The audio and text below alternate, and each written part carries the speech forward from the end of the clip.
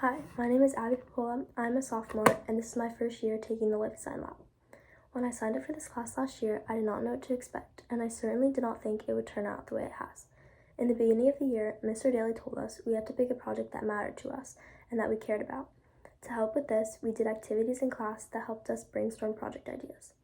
I thought it would be easy to think about something that has my interest, but when I really started thinking, I realized that was not the case. It is hard to do a full year project on something I am passionate about when I don't know what I am passionate about. This is where I struggled.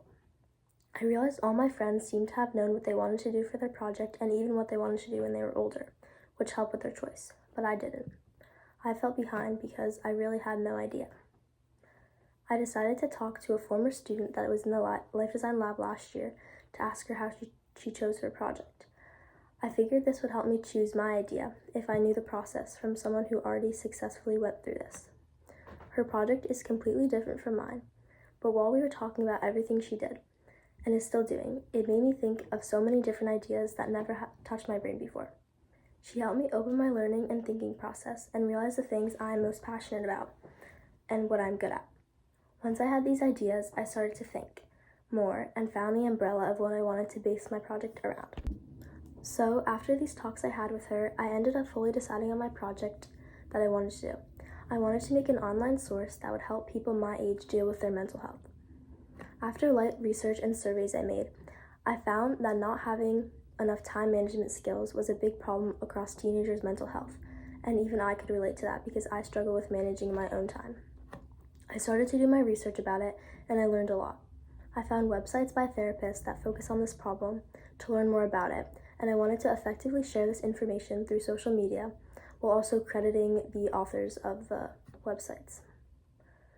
Since this class was not like any teaching I had been introduced to before, I found it very hard to focus and effectively work on my project during class, which is ironic because I'm doing a project based on managing time. So once the brainstorming activities we did in class were over, the class environment switched to work days. We had the full 80 minutes every class to work on our projects. Mr. Daly was not standing over us, telling us what we needed to do, and we had to use our time the way we thought was best.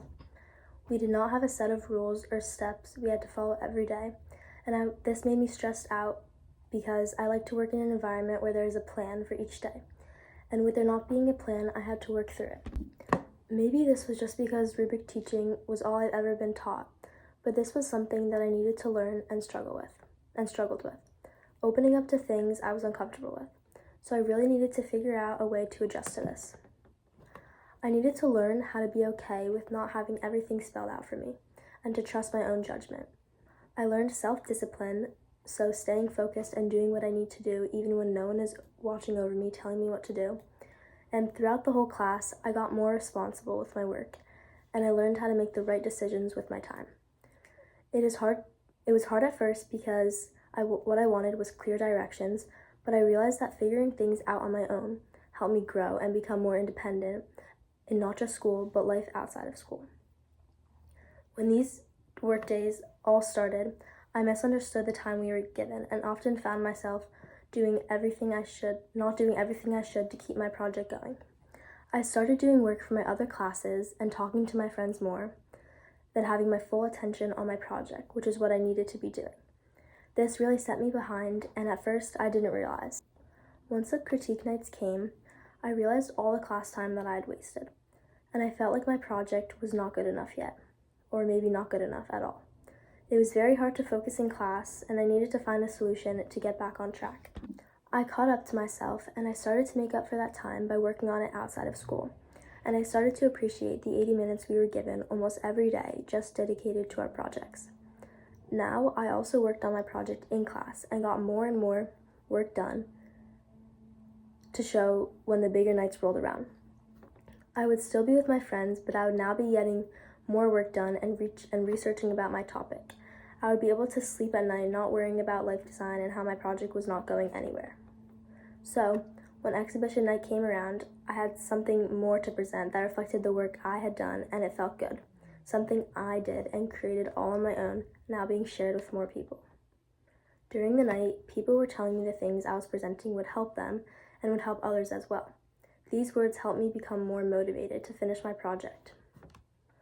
Throughout this process, I also learned the importance of managing my own time and not procrastinating as much as I used to, and I started to try a lot harder. Now I find myself completing work as soon as possible, which has put an effect on my overall grades. For example, right when I get home, I get all of my homework done so I don't waste time, and this affects my grades because I focus on the material and get more and more done.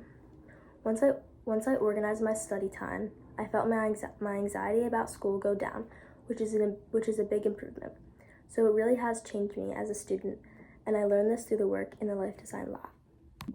Further into the year, I got more involved and on top of my project, and I was able to use my class time for the right purposes and outcome to make my project more successful.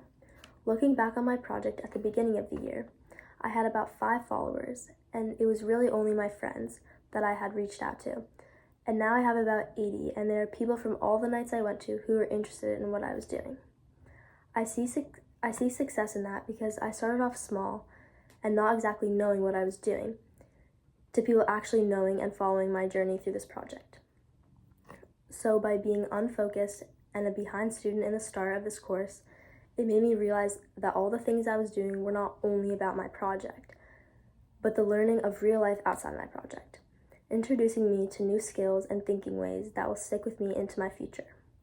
And I started breaking up my schoolwork into sections and making everything less overwhelming while also getting it all done. I limited my distractions and put my phone away while doing work to improve my focusing.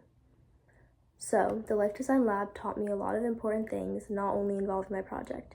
It allowed me to think outside the box and realize what else I am capable of, which opened up my learning to so much more than just a project.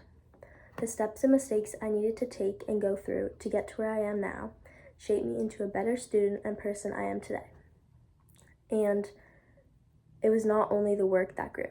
Thank you.